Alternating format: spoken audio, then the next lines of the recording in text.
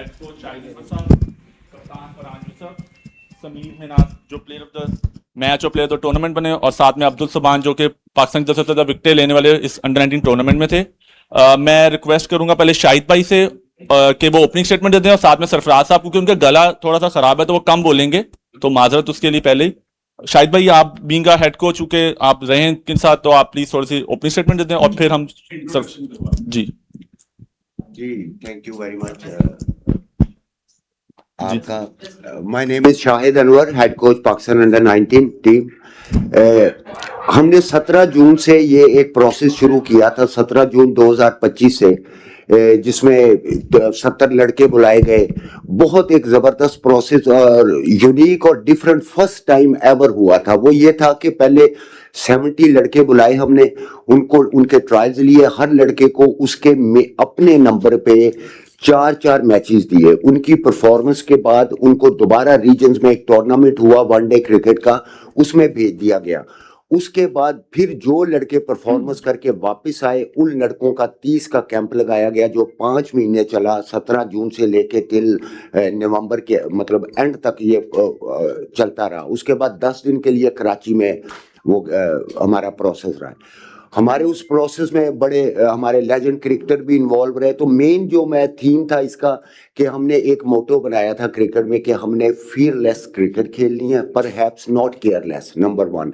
Number 2 ये था कि हमने एक दूसरे को कॉम्प्लीमेंट करना है, यूनिटी, फेथ और डिसिप्लिन को मद्देनजर रखते हुए। तो अल्लाह का बड़ा शुक्र हुआ। और जाने से पहले एक स्टेटमेंट थी जो ऑन द रिकॉर्ड है कि हम दुबई जा रहे हैं। हम ना सिर्फ अपने फैंस के दिल जीतेंगे, बल्कि मैचेस भी जीतेंगे और ट्रॉफी भी जीतेंगे। तो अल्लाह का बड़ा शुक्र हुआ कि सब ने मिलजुल के जो हमने एक एफर्ट की, तो आपके सामने बाकी सारा रिजल्ट आपके सामने है। Thank you.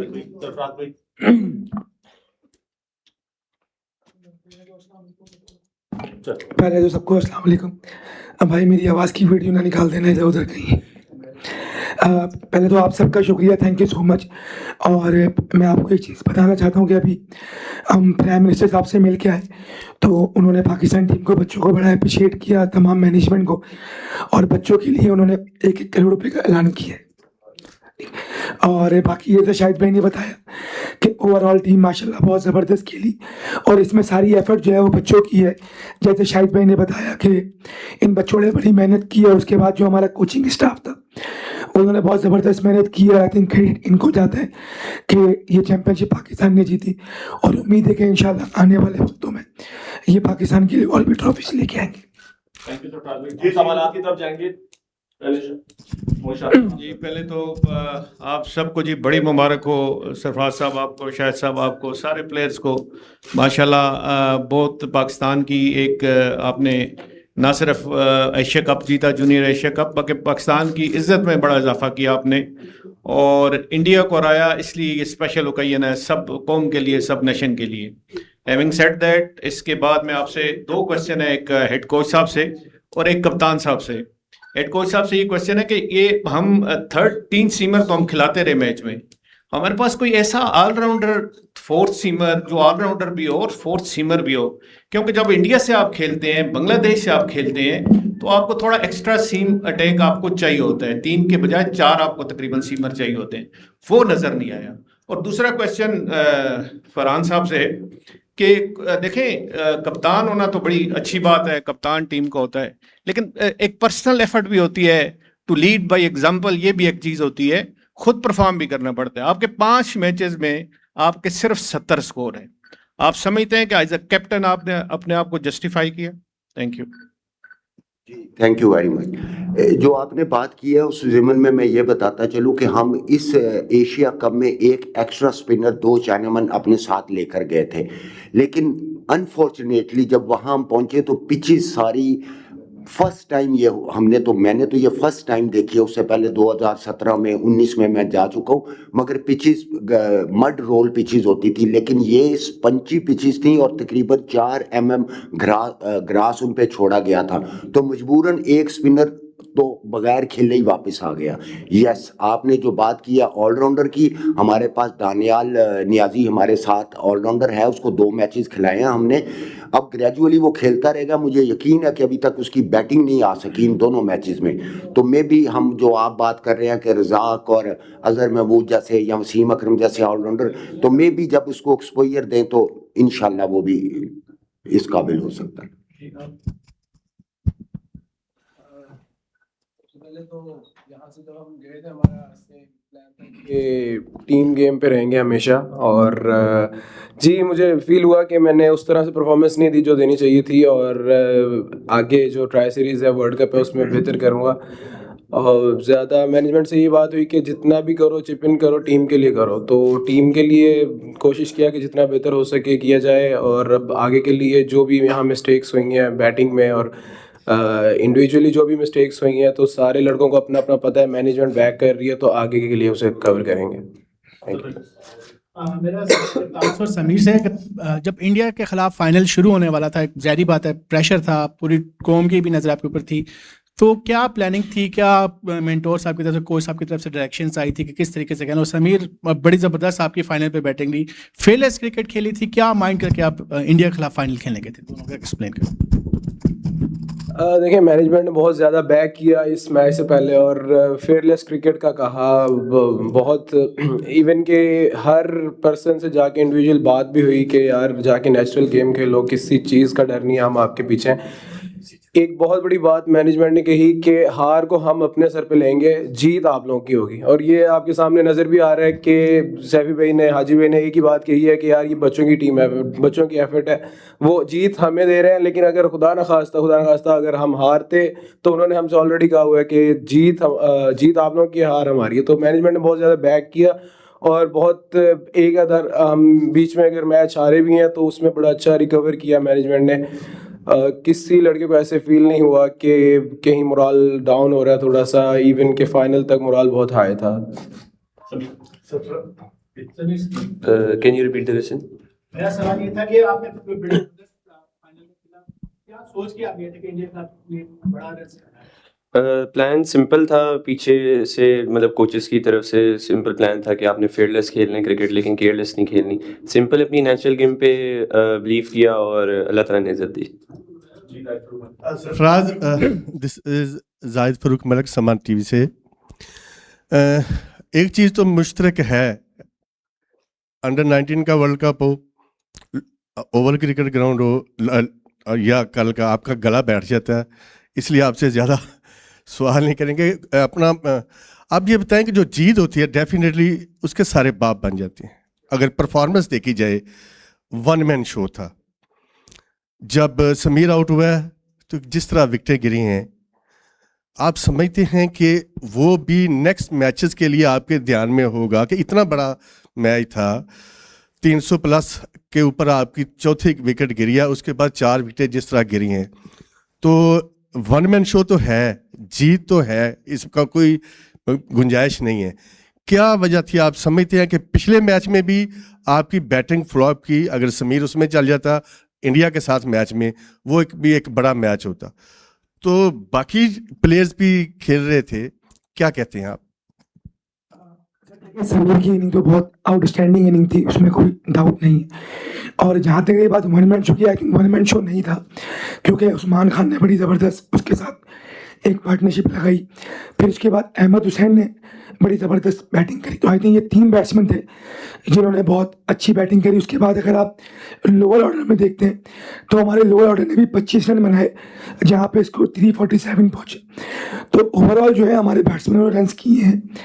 अगर आप यूएई वाला मैच देखते हैं तो वहाँ पे हर लड़के ने 40 किए है, 25 किए है। तो ओवरऑल टीम एफर्ट थी। मुझे नहीं लगता कि उसकी इनिंग बहुत आउटस्टैंडिंग इनिंग थी जिसकी वजह से वो बहुत ज़्यादा हाईलाइट हुआ, लेकिन अहमद हुसैन की इनिंग भी उतनी ही इम्पोर्टेंट थी जितनी समीर की थी। तो आई थिंक ये ओवरऑल मैं समझता हूँ कि कलेक्टिव टीम परफॉर्मेंस थी जिसकी वजह से हम ये टूर्नामेंट जीते।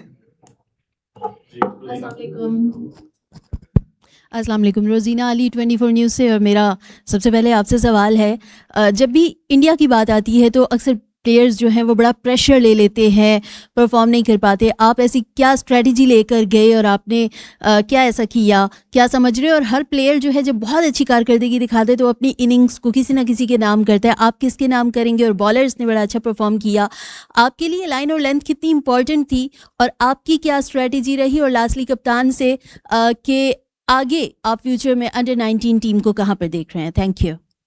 सबसे पहले तो सिंपल, जैसे पिछले मैच में, बांग्लादेश के मैच में जैसे मैंने बारी खेली थी और जैसे पहले मैच में 177 नॉट आउट किया था, तो कॉन्फिडेंस था और सच प्रेशर नहीं था, क्योंकि पहले हमने इंडिया के खिलाफ मैच खेला था तो उसमें भी मुझे कोई इतना सच प्रेशर नहीं था, लेकिन मैं अपनी गलती से आउट हुआ था। तो इस मैच में थोड़ा ज़्यादा फोकस था मैं कि टीम के लिए रन्स करने ज़्यादा से ज़्यादा, क्योंकि पहली बारी आती है और अगर आप बोर्ड पे अच्छा टोटल कर देते हैं 250 प्लस भी या 300 प्लस भी, तो काफ़ी प्रेशर आ जाता है। तो यही सिंपल प्लान था, फेयरलेस खेलनी है और नेचुरल अपनी गेम खेली। एक मिनट stop. जी सुभान। जी सिंपल ही था प्लान, तो कंडीशन अच्छी थी, पिच भी ग्रासी थे और लाइन और लेंथ पे ज़्यादातर बॉलिंग करता रहा हूँ, तो उधर से विकेट हासिल हुए हैं। ज़्यादातर उन्हें डॉट बॉल खिलाने की कोशिश करता था, जितने अंडर 19 लेवल है जितने डॉट बॉल करता था वो फिर कोशिश करते थे रन बनाने की और उधर विकेट मिलता था। जी अभी आगे हमारा तो जो है ट्राई सीरीज़ है और वर्ल्ड कप है, तो उसकी प्रिपरेशन बहुत अच्छी है और इसी मोमेंटम को कैरी करेंगे। जो यहाँ से पॉजिटिव चीज़ें हुई हैं उन्हें कैरी करेंगे, जो गलतियाँ की हैं उन्हें कोशिश करेंगे कि रिकवर करें ट्राई सीरीज़ में वर्ल्ड कप से पहले। और आगे आपने कहा अंडर 19 का टीम का तो बहुत पीसीबी बहुत ज़्यादा ध्यान दे रहा है एज ग्रुप क्रिकेट पे, अंडर 17 अंडर 15, तो ये एक बेस है। यहाँ से आगे अंडर 19 के लिए टीम अच्छी बनेगी और आगे पाकिस्तान को भी यहाँ से बहुत से प्लेयर मिलेंगे। अस्सलाम वालेकुम। मेरा एक पहला सवाल सरफराज भाई आपसे है, आप ये बताइएगा कि छोटा सा सवाल है, 2012 के बाद एशिया कप जीतना पाकिस्तान अंडर 19 के लिए कितना अहम है? दूसरा समीर आपसे सवाल है, बहुत बहुत सबसे पहले तो मुबारक हो, आपने इंडिया के ख़िलाफ़ सेंचुरी की, दूसरी सेंचुरी थी आपकी और गैर मामूली तौर पर इतने ज़्यादा छक्के भी लगाए, तो क्या कोई पहले से प्लान किया हुआ था या सब कुछ सडन था? देखें ये विक्ट्री तो बहुत ज़बरदस्त थी। आई थिंक जैसे शाहिद भाई ने पूरा मेंशन किया कि एक पूरा एक प्रोसेस था, इसके पीछे ये लड़के लगे हुए थे और आई थिंक इसमें ज़्यादा से ज़्यादा क्रेडिट जो है वो लड़कों को जाता है कि इन्होंने बहुत अच्छी क्रिकेट खेली और उसके बाद जो हमारा कोचिंग स्टाफ है उन्होंने बहुत आउटस्टैंडिंग वर्क किया इन बच्चों के साथ, तो बड़ा बूस्टअप होगा क्योंकि आगे हमारा वर्ल्ड कप आ रहा है, तो उम्मीद है कि टीम कॉन्फिडेंट लेके जाएगी आगे। ऐसे सच कोई प्लान नहीं किया था, लेकिन यही सिंपल प्लान था कि बस ज़्यादा से ज़्यादा बस ओवर्स खेलने हैं, विकेट पे स्टे करना है और ऑन द मोमेंट था सारा कुछ, अपनी नेचुरल गेम खेली थी और अल्लाह ताला ने इज़्ज़त दी। भाई अंडर 19 वर्ल्ड कप से लेकर चैंपियन ट्रॉफी का फाइनल और फिर कल का मैच, ये सरफराज का कोई इंडिया के साथ जो ये लव अफेयर है ये बड़ा कामयाबी से चल रहा है। पहले मैच में जब आप शिकस्त हुई इंडिया से तो मेरी आपसे बात हुई तो अपने कहा घबराने की ज़रूरत नहीं है, वो जो होना था हो गया, हम ये ट्रॉफ़ी लेके आएंगे। तो वो जो एतमाद है आपका इंडिया के ख़िलाफ़, ये इंस्टिंक्ट क्या है, ये क्या ख़ास बात है, ज़रा अंदर से बताया हमें। नहीं देखिए एतमाद तो मैं नहीं कहूँगा, आई थिंक मैं समझता हूँ कि ये एक टीम होती है जो कि आपको टीम के अंदर एक चीज़ नज़र आ रही होती है कि हाँ यार ये टीम जो है ना कुछ कर जाएगी। अगर आप 2006 की बात करते हैं तो वो एक टीम वर्क था, 2017 की बात करते हैं तो वो भी एक टीम वर्क था और यहाँ पे जो हमारी टीम थी वो बहुत ज़बरदस्त। ये लड़के हालांकि बहुत कम क्रिकेट खेले लेकिन इनके अंदर पोटेंशियल मौजूद था, क्योंकि जब मैंने मुल्तान में कैंप ज्वाइन किया तो मैंने देखा कि कोचेज़ों ने बड़ा ज़बरदस्त हार्ड वर्क किया इन बच्चों के साथ, तो एक होप थी। और जिस तरीके से हमारी मैनेजमेंट इन लड़कों को बैक कर रही थी और लड़के जिस तरीके से रिस्पॉन्ड कर रहे थे, तो बस इनको यही बात की थी कि आप कोशिश करो कि जो आपका पोटेंशियल है अपने पोटेंशियल पे खेलो और किसी चीज़ से घबराओ नहीं। हमने इनको ये कॉन्फिडेंस दिया कि आप लड़के हो जिन्होंने आगे पाकिस्तान के लिए 19 वर्ल्ड कप खेलना है और आगे 15-18 साल आपने क्रिकेट खेलनी है, तो कोशिश करो जो आपका गेम है वो खेलो और इस गेम को ऐसे खेलो कि आपको ज़िंदगी भर ये गेम याद रहे। तो आई थिंक यही मैसेज था और लड़कों ने फिर आपको करके दिखाया और सारी जीत ये टीम की और एक कलेक्टिव टीम परफॉर्मेंस है। मेरा सवाल एक कोच साहब से है कि सिस्टम में आप काफ़ी अरसे से हैं, हमारे जब लड़के अंडर 19 खेलते हैं, इमर्जिंग में खेलते हैं, हम इंडिया को कहीं अपने पास भी नहीं आने देते, लेकिन जो ही हम नेशनल लेवल पे जाते हैं तो क्या वो सिस्टम में फ़र्क, हमारा रॉ टैलेंट उनसे बहुत अच्छा है ये साबित किया, लेकिन जब हम इंटरनेशनली खेलते हैं तो आप तीनों फॉर्मेट में रैंकिंग इंडिया और हमारा बड़ा फ़र्क है, क्या वो सिस्टम में फ़र्क है कि हम इस रॉ टैलेंट को उस तरह से ग्रूम नहीं कर पाते कि वो फिर इंटरनेशनल लेवल पे ज़्यादा बेहतर परफॉर्म कर सके? आपका सोचने का बिल्कुल अंदाज हो सकता है। एक देखिए, ये जो एज ग्रुप होता है उसमें तो बेसिक्स पे 99% बेसिक्स पे काम होता है और मेंटली काम होता है। जो हमारे पास ग्रुप था वो तो हम लकी रहे सारे कोचेस भी कि इनमें दो खूबियां इन बिल्ड थी जिनको हमने सिर्फ पॉलिश किया। ये इनमें अपनी थी, एक तो ये गिव अप नहीं करते थे, दूसरा एडॉप्टेबिलिटी बहुत अच्छी थी इस सारे ग्रुप में। दूसरी जो आपने बात की ऊपर जाने, देखिए आप पहले 5वीं क्लास, फिर 10वीं, फिर ग्रेजुएशन, फिर आगे जाना पड़ता है। ये लाइफस्टाइल इसमें मैं समझता हूँ कि बहुत काउंट करता है। प्लेयर एक अच्छे बबल में, एक अच्छे माहौल में जब रह रहा हो, जब वहाँ से आउट होता है तो फिर एक लाइफस्टाइल, कई बड़े हमारे खिलाड़ी हम्बल फैमिली से भी आते हैं, तो जब आप पीसीबी के अंडर शेडो आते हैं तो आपको खुराक, आपका बैठना उठना, हर चीज़ प्रॉपर मॉनिटर होती है। तो मे भी कुछ ऐसे एस्पेक्ट्स हों, और ये इसकी रेशो बहुत कम है कि ऐसे लोग जो आगे जाके जिनको आपने आइडेंटिफाई किया और वो आगे जाके नज़र ही ना आए हों। 80% जैसे मोहम्मद आमिर था, उमर अमीन था, ये सारे अंडर 9, अहमद शहजाद था, उमर अकमल था, ये अंडर सरफराज खुद थे, ये अंडर 19 से आए तो आज आपके सामने है। तो उनमें कुछ रेशो ज़रूर ऐसी होती है जो कि फिल्टर आउट हो जाती हैं, लेकिन 80% ऊपर आपको नज़र आ जाते हैं। जी मुश्तबा हसन, GTV इस्लामाबाद। पहला सवाल कैप्टन से। कैप्टन, कल आपने देखा जैसे आप एयरपोर्ट पे आए तो बड़ा वार्म वेलकम दिया गया, तो इस एज में इतना ज़्यादा एक्सपोजर, क्या कहेंगे कि जो जीत है एज अ टीम किसको डेडिकेट करेंगे? और दूसरा सवाल सरफराज भाई से। सरफराज भाई, पाकिस्तान टीम ने आगे वर्ल्ड कप भी खेलना है, तो अगर आपको कोई अहम जिम्मेदारियाँ सौंपी जाती हैं तो आप उसके लिए ज़हनी तौर पर तैयार हैं? सर कौन सी अहम जिम्मेदारी? जब से कोई भी आपको सर ये मिली भी है ना, ये वाली काफ़ी, अभी इसी पे रहते हैं। जी बिल्कुल, बहुत वार्म वेलकम था और चेयरमैन साहब ने अरेंज किया, उनका थैंक यू, बहुत शुक्रिया उनका। और बहुत ज़बरदस्त रहा, प्लेयर्स ने बहुत इन्जॉय किया उस मोमेंट को। ऑब्वियसली कि प्राउड मोमेंट है इस तरह का, आपको वेलकम करे। और आई थिंक जिस तरह के प्लेयर्स हैं, जिस तरह के लड़के हैं, तो उन्हें इस चीज़ से कॉन्फिडेंस ही मिलेगा आगे के लिए, और एक लाइफस्टाइल बिल्ड करेंगे वो इस चीज़ को कैरी करके। तो एक बहुत ज़बरदस्त वेलकम रहा। और नेक्स्ट एज अ टीम बहुत पूरी नेशन की दुआएं थी हमारे साथ, और काफ़ी अरसे से एक पाकिस्तान को एक इस तरह की जीत चाहिए थी, और बहुत सी दुआएं थी। इवन के हर इंडिविजुअल पर्सन यही बात करता था, इंडिविजुअल कोई बात नहीं करता था, ये कहता था कि आप ट्रॉफी विन करके आएंगे। पूरी नेशन की दुआएं थी। लास्ट क्वेश्चन अस्सलाम वालेकुम सैफी भाई, अरफा फिरोज जियो न्यूज़ से। सैफी भाई, आपकी एक वीडियो बड़ी वायरल हो रही है जिसमें आप कह रहे हैं कि जाहिलों के खिलाफ, जब वो जाहिलों की तरह नहीं खेलना, तमीज़ के दायरे में खेलना है। भारत के खिलाफ ये मैच हो रहा था। एक तो एटीट्यूड का बताएं उनका कैसा था, और इस वीडियो के बारे में बताएं, मतलब क्या सोच के आपने ये बोला? देखें, मैं प्लेयर तो जरूर खेला हूँ इंडिया के अगेंस्ट, लेकिन उस इंडियन टीम के अगेंस्ट खेला था जो कि क्रिकेट समझते हैं। आई थिंक मैं जब मेरा ये इत्तेफाक हुआ कि बाहर बैठ के मैंने देखा, तो आई थिंक जो उनका बिहेवियर था वो गेम के हवाले से बिल्कुल अच्छा नहीं था, और जो जेस्चर उनके प्लेयर ने किया, जो आप सब लोगों ने स्क्रीन पे देखा, आई थिंक वो बहुत गैर मुनासिब था। अगर आपको कोई भी है इश्यूज़ तो आप मुँह ज़बानी बहुत सी बातें होती हैं, हमने भी क्रिकेट खेली है।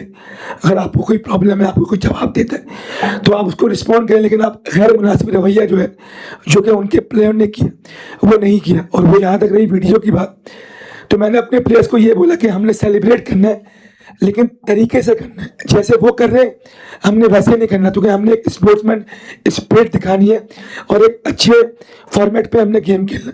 तो वही वजह थी जिसकी वजह से मैंने अपने बॉयज़ को बोला है कि हमने काम रहना है और अपनी टीम को बैक करना है। वो जो कर रहे हैं वो उनका अपना फेल है, वो उनको करने दो। कैप्टन से क्वेश्चन है, जिस वक्त टॉस हुआ तो इंडियन कैप्टन ने टॉस जीतकर बड़े आराम से कह दिया कि वी विल फील्ड फर्स्ट। तो टॉस हारने के बाद कोई एक प्रेशर भी हल्का फुल्का होता है, इतना बड़ा गेम था, तो टॉस हारने के बाद कोई आपको कोई इस तरह का हल्का फुल्का प्रेशर फील हुआ कि अब हमें पहले बैटिंग करनी पड़ेगी, तो हमें बड़ा टारगेट लाजमी सेट करना है?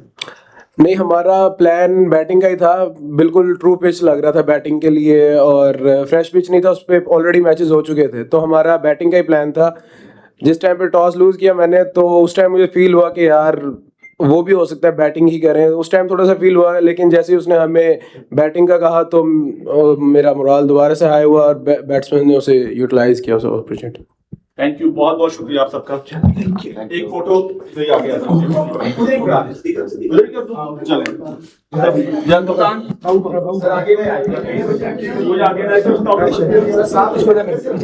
खड़े हो जाए आप लोग। ये मोबाइल नंबर ठीक है।